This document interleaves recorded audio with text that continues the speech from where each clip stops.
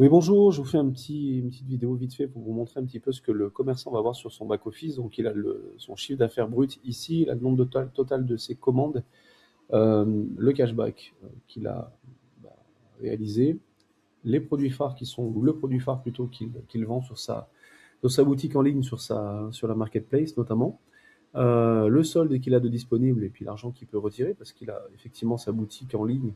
Euh, donc du coup, bah, il fait des ventes dessus et ça lui permet de récupérer son argent. Ici, vous avez un total qui est ici. Vous avez bien sûr son lien de parrainage avec son QR code. Et voilà, donc il y a quand même pas mal de métriques qui sont intéressantes pour le commerçant. D'autres viendront se rajouter au fur et à mesure des demandes, on va dire, utiles ou intelligentes.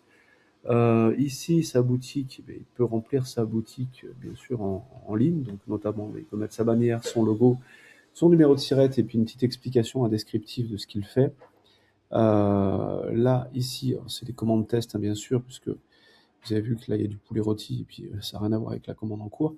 Là, ici, il va pouvoir effectivement voir toutes les commandes qui sont soit en attente, soit validées, soit annulées, soit etc. Et gérer aussi, bien sûr, son click and collect.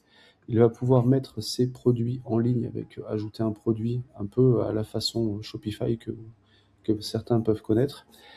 Et bien sûr, ici, voir les clients qu'il a de disponibles dans sa propre boutique.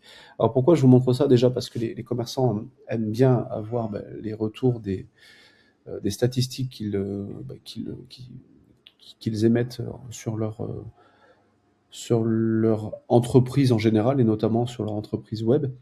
Et donc tout ça, c'est disponible bien sûr et c'est important parce que c'est un argument supplémentaire. Je vous montre aussi ça parce que vous découvrez que il y a une réelle boutique en ligne avec une optimisation SEO, c'est-à-dire une optimisation de référencement.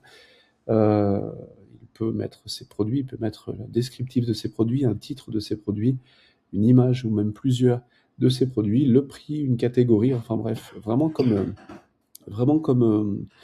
la référence aujourd'hui. C'est là-dessus qu'on s'est basé d'ailleurs, ce qui s'appelle Shopify. C'est vraiment dans le même état d'esprit et pour le coup, c'est tout compris dans son abonnement de 14,99 et ça, c'est une grosse aubaine. Il peut gérer aussi son click and collect, hein, bien sûr, avec les commandes en cours, là, comme vous le voyez ici, commandes validées, en attente, machin, donc ça, c'est cool.